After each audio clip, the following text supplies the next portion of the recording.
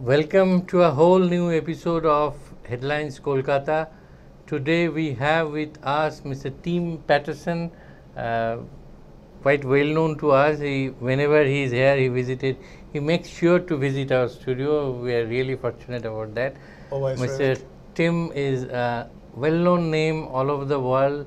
He goes around different countries speaking about sustainability, clean energy, and many other things that we'll get to know one after another. But this time, when we are having this discussion, it is important and topical because most of you would know that our Chief Minister, Ms. Mamata Banerjee, only on the 29th of last March came back from, I would say, a much hyped UK trip, London trip, where she met different people from business and industry fraternity and tried to bring in investments to this state.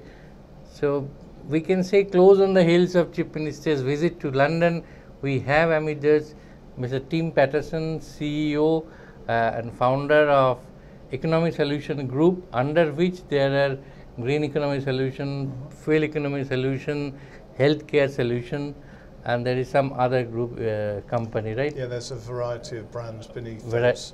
Hydrogen, financial solution. The biggest one is financial, yeah. Financial, because that's why Chief Minister Banerjee was over in the UK, because finance is the toughest of all of the areas. So the timing is very important, so to say, because it's only, as I mentioned at the beginning, that close on the heels of Chief Minister's visit to London. So not everything had actually fallen apart as our political detractors and critics might say. But may I start with asking, were you aware that the West Bengal, because West Bengal, I know Kolkata in particular is closer to your heart because your in-laws are from this part of the country. Yeah, absolutely. My father-in-law was born in Calcutta and his brother was born in neighbouring Jharkhand, but you know, that's okay too. So yeah, my father-in-law Jack, we lost him in 2020, bless him, in COVID, but it's a very much part of the family. So it's like we can make a film like sequel to French Connection, Kolkata Connection, or Calcutta Connection maybe. And maybe a new Gene Hackman if you know anyone that wants to play that role. Why not? So may I start by asking you, I mean, were you aware that the Chief Minister was visiting London? Were you there? Or, I mean, yeah, I was aware of the trip and the visits, but I was very busy at the time. I found out late, unfortunately, just 2 or 3 weeks beforehand. And we're in the process, me and my senior investment partner, setting up investment funds for developing and emerging markets. So unfortunately, we couldn't be there, but the first thing I knew when I was coming on a plane to Calcutta was I thought I must come here, tell you about what we want to do here and the things that we'd like to do to help the state and the people in the state, which is, you know, nearly 1.5 times the size of the United Kingdom, 93 million population. So why does Kolkata or Bengal draw you time and again? I know you keep visiting this city. Other than this emotional connect with the city because of your in-laws, is there any other particular reason that brings you again and again to the city? Yes, because it's like a microcosm. There's a poem written by a gentleman called Norman Nicholson. It's called The Pot Geranium. It's all the world in one room for a man who's got polio and is stricken and lying on the bed, held to the bed by springs. And all the world, the North Star, he can see out of the window. He can hear children playing. He can see kites flying in the sky through the window. And the north wind blows underneath his door.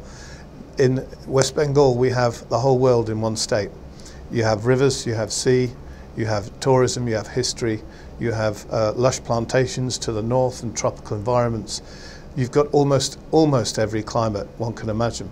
The opportunity to bring value to every different state government is also of great appeal, and such is the size of West Bengal.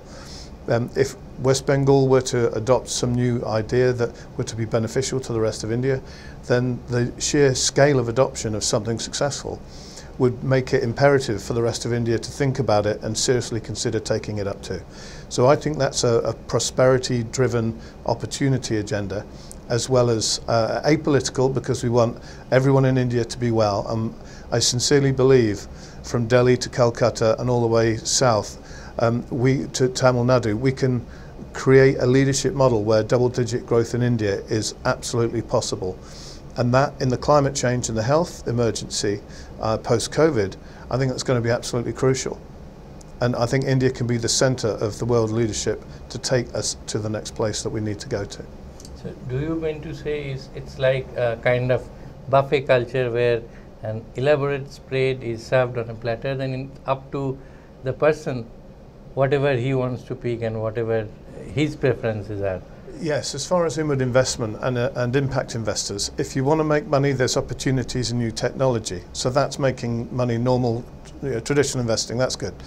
If you want to move the needle on the poorer communities, on the more difficult to reach communities where there can't be any finance, digital finance, any telephony, no digital education, no telemed, because there's no infrastructure in certain parts of the community. We can bring that with 5G telephony, with renewables powered networks to get mobility for every individual person in West Bengal and across India. So investment wise, there's also the opportunity to make massive impact. By making massive impact, there's a lot of agricultural sector in West Bengal. And this again is a leadership opportunity for the rest of India. So if the agricultural sector were to be furthered and bettered, there's certain things around how we manage carbon and develop new accounting systems for carbon and carbon credits, where we focus on living carbon, the soils, and restoring value to the earth, because that's where our human bodies are nourished from. So there's an intrinsic link between the agricultural sector and human health. Hence, we're discussing, health today, obviously important, but also the opportunity to excel in those areas of investment. Impact investing isn't seen as somewhere where you get your traditional money back. It's not something you can model or predict. But if we had a way of measuring how successful 20,000 acres of land, if we used it to make something for maybe nutraceuticals or for improved healthcare diets in the hospitals, if we knew how we could model how that would benefit the planet, we could develop carbon credit programs that make those projects viable, investable, even if the money is not returned for 5-10 years. There are people out there that want to put money in, impact investors, that want to put money into the developing of new answers and new solutions. And here in West Bengal, we have that opportunity. So I know you are a kind of no-nonsense man, if I may put it. No. So really? 1.5 days, yes, of course. Last 1.5 days or 2 days almost, you have been in the city. So you must have met a number of people during these days. So what are there at the back of your mind when you came to West Bengal this time? Because you have 4 or 5 companies in different verticals, different sectors. So you must be having something concrete at the back of your mind. These are the areas to focus on. Which are these areas? Well, key areas, we use a lot of fossil fuels here in West Bengal. So key areas are decarbonisation of energy. If we do that, then we can clean up the air quality, and that is again a good model for all the cities across the world, not just in India. If we then look at bio-restoring the soils in the agricultural sector, if we look at the circular economy and waste to energy, if we take food waste and other not chopping down trees, but take waste that is natural from the biosphere and put that through pyrolysis technologies, we can create biological carbon.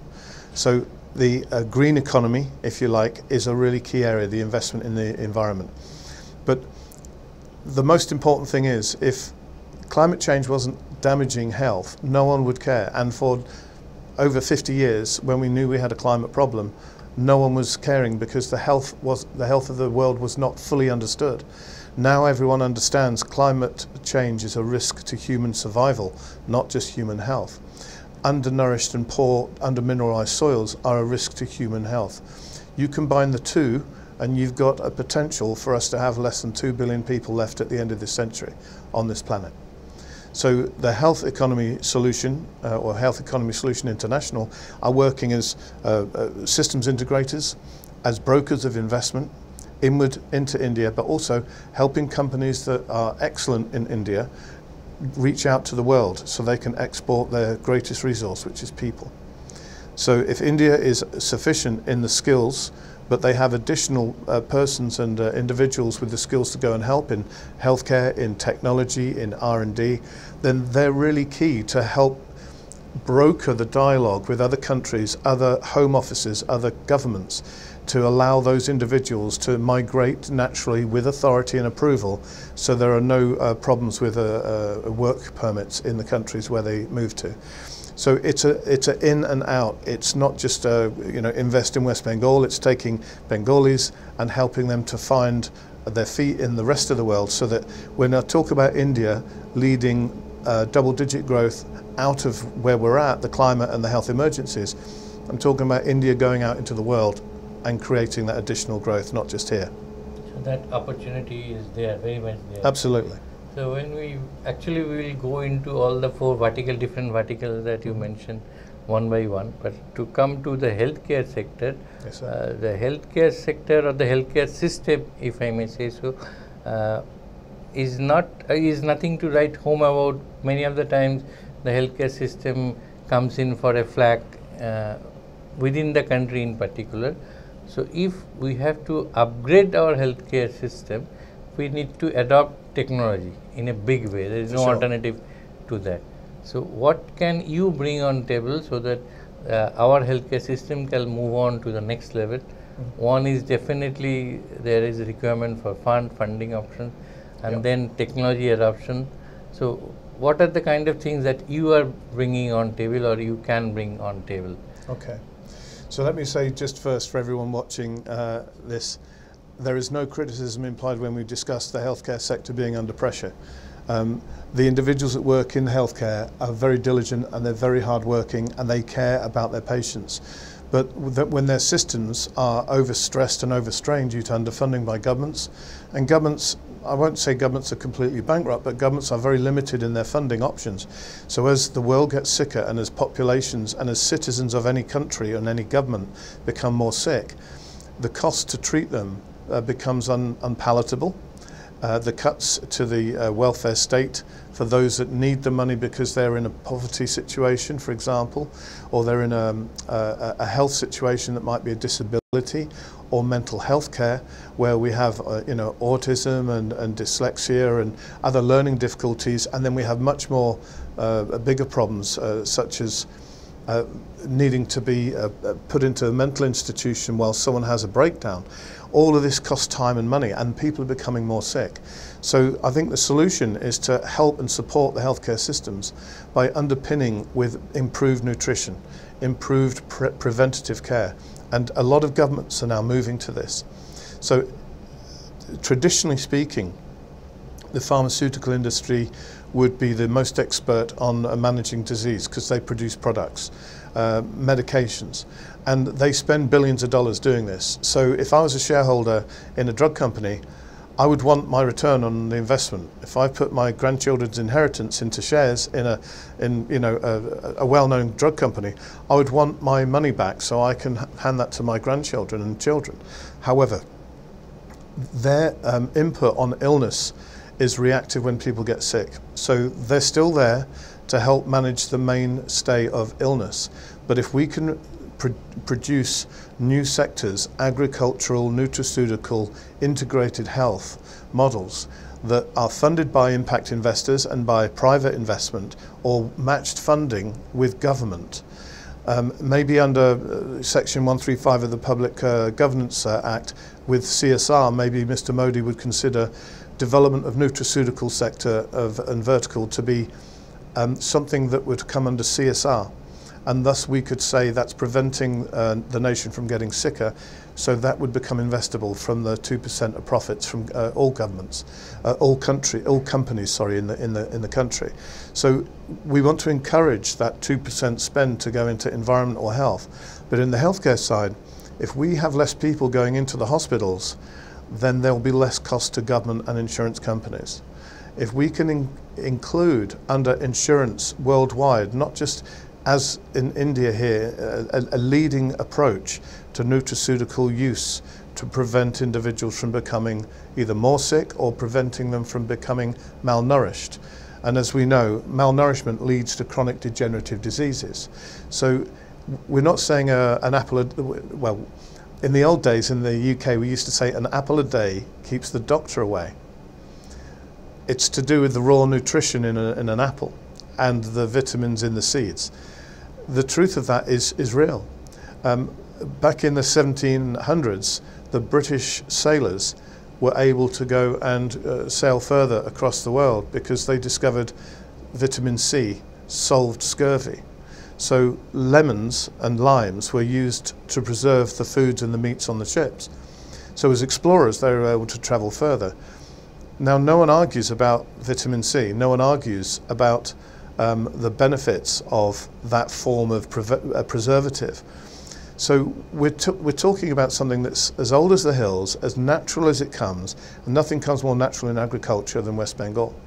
So bringing it back here, we can underpin the wellness of the population here by improving the nutritional base. And that means going into the food sector, so creating functional foods, so people can eat mineral-rich bread. If someone's in a cancer ward, let them have something that's fortified naturally and it's grown on soils rich in nutrition so that they can have some nutrients to fight their condition with. So this is a holistic model, Ritvik. So this in a way also propagates that climate change, or the betterment of climate, ecological protection, Yeah. everything. It's kind of it sets a chain in motion. Yeah. Because the moment you get into that, you Sure. are actually doing away with a lot of practices that are not so eco-friendly. Indeed, and there's big commercial gains to be made in this. So if you think about the general pharma business model moving into integrative healthcare, then they can start to become co-investors with private investment, match funded with government, so you can get consortia of pharma companies looking for new areas. For example, BP, part of the big oil community, BP are one of the world's biggest investors in solar and wind. So already we're seeing the largest corporations move to the new next agenda because they know they need to secure profits. No country, no government wants their biggest corporations to fall, because we want them to survive, we want their employees to remain employed, we want their profits to remain high so they can continue to operate. But they are looking, and I know they're looking, for new ways of revenue. So in the agricultural sector, the carbon credit or the living carbon balance that you improve by creating health-related programs in agriculture. Right. As long as there's a global buy-in and regulation from the World Health Organization, which we know we can secure with their blessing, we can help governments to create a carbon credit program for health-related nutraceutical agricultural programs. This changes the economic viability of investment, and investment without money, we have nothing. We can't do anything. So this is, if I got it right, this new scheme, in this new scheme of things, it is actually not against the current system, which is basically allopathic, surgical, clinical, or let me put it the other way around. Can we have a system like this where we have plantation or plant-based nutraceuticals? Can that go hand in hand with the existing healthcare system, which is basically allopathic? Yeah, and absolutely. If you think about it, we've got hybrid fuel cars. You have hydrogen fuel cells, or you have a lithium-ion battery, and you have diesel. And there is a place where it all exists. If you go on to, let's say, economysolutiongroup.com, you look at the logos, you look at the Fuel Economy Solution logo, it starts off completely black and goes half black, half green to completely green between 2020 and 2050, sorry. The idea is that as you move to a new paradigm, it's a gradual change. So there's no loss of revenue from the pre-existing incumbents in industry. It's a transitional shift for the big players to move into integrated wellness in the healthcare sense. No one's trying to eat anyone's lunch, no one's trying to undermine any existing methodologies, or we're trying to take it one step further than Casimir Funk, who discovered vital amines, which then became called vitamins or vitamins in America. And he discovered vitamin C, and ascorbic acid is that vitamin. So this is about developing hybrid systems that eventually evolve to preventative programs where there is much more money in engaging a client 20 years before they get sick and having wellness revenue for the 20 years, and then the 10 years they would have been sick and died, you have 10 years of revenue for wellness revenue there, screening, preventative screening, nutritional products, lifestyle gurus, training, fitness, health. And then these people will probably live another 10 years. They'll be healthier in their retirement. They'll probably not retire on sickness grounds, so they will be no burden to the state if they're fit. They live on their own, they don't need to go to a care home. And if they're in a more agile condition, they won't need their families to draw upon for help, and they won't have dementia care requirements. So if we can keep people healthy for longer, actually they probably could live another 10 years, and we have a 40-year revenue window. So if we want to be clinical and cynical about profit, there's a lot more money to be made in 40 years of wellness revenue than 10 years of sickness revenue. And there's the risk money in developing drugs now is so high, and governments are so low on funds, that the amount of governments that can afford to buy the amount of product needed to repay the research programs in toxicular medicine. If I was running a big pharma research division, my worry would be, how are we going to get enough people that will utilize the money that we spent in research? Because it's getting harder and harder. So I'd want to look for new revenue, and that new revenue comes from preventative wellness and integrative model. So one is preventive and the other one is curative, and as we all grew up hearing this saying, actually, that prevention is better than cure, it always will be. Prevention is much better than cure, but we'll get into the other topics in our next or subsequent episode. But thank you so much, team, for joining us. That's right, Ravik. And your insights on this healthcare sector. We'd actually like to do something positive and concrete in West Bengal and in Kolkata. For sure, we'll do that. Thank you. Sir. Thank you so much.